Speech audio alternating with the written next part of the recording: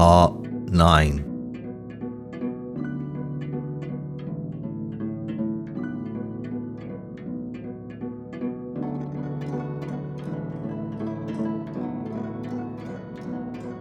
In this part of the series, I'm going to be talking about frequency and how different frequencies can change the outcome of the methods applied as a result of your actions.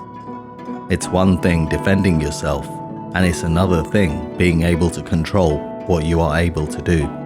I'm going to explain an important concept which can give you a much greater insight to what's happening around us, and these principles can be applied to life in general. In this part, we are mainly looking at the difference between punching and using palms. As I explained in part 6, the hand is very delicate and should be used correctly if you want working hands at an older age. Here you'll notice she's using the same technique as in part 8, but with one little difference that changes everything. She's using her palm. The difference between punching and palming is frequency and the area of contact. A punch will have a more external impact, where a palm will have a much deeper internal impact. A punch to the face will break the jaw or nose.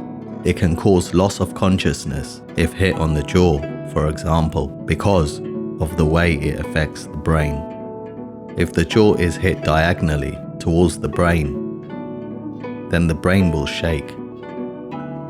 A palm, on the other hand, will cause less external impact, but will penetrate through deeper. This diagram can explain what I mean. The length of these lines are the same, so the higher frequency of a punch moves less distance than a palm. The frequency is sharper and tighter together. This penetrates less into the body and will have a higher force per square inch than a palm, affecting the outer parts of the body, whereas the palm moves further into the body and even right through the body, depending on the force used. Now, if we watch this again, you should know that the impact is not to affect his face. The impact will happen inside his calculating device. Using aggressive behavior distorts our judgment and ability to calculate risks. Often, an angry person is likely not to think about their safety.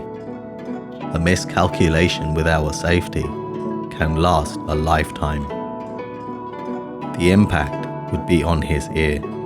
Inside our ears, there are small bones and very delicate equipment to help us hear properly, keep our balance, pinpoint the direction of sounds, and other functions we take for granted. This delicate equipment is connected to our brains through delicate nerves. An injury here like the one demonstrated can leave the attacker with a lot of lifelong issues. It can affect the balance so greatly that it can affect our walking, our talking, and even our posture because of the upset imbalance and the processing of surrounding information in our environment. I'll cover the effects of impacts in the brain in a later video. Looking at this and understanding what you are seeing, unconsciousness is also an effect of being palmed on the side of the head. The ground is very hard. If unconsciousness was to happen here, in the position he's in, then the body will fall forward, resulting in, I'm sure you can guess. So frequency deserves some real thought. Later in the series, I'll show you other examples of how frequency is used in different type of movements to achieve different results. I recommend watching part 8 to learn more about the initial movement that's shown here, but I will briefly go through it as it has differences that may be hard to spot. As he places his hands on her neck, she weaves around his arms, first over one and under the other. She folds her wrist outwards to cross his arms over each other as she pivots her forearm to achieve this. She uses her other arm to keep his arms in place. Now using the one initially used to pivot, she palms to the head. Stepping forward should be done after the arms are locked and before the palm is applied. If you enjoy this video, please click the like button, consider subscribing, leave a comment, and if you know someone that can find this useful, please share it with them. Until next time, the ups and downs of life can seem chaotic. Take a moment to listen to the rhythm of your heart, and life will start to even itself out.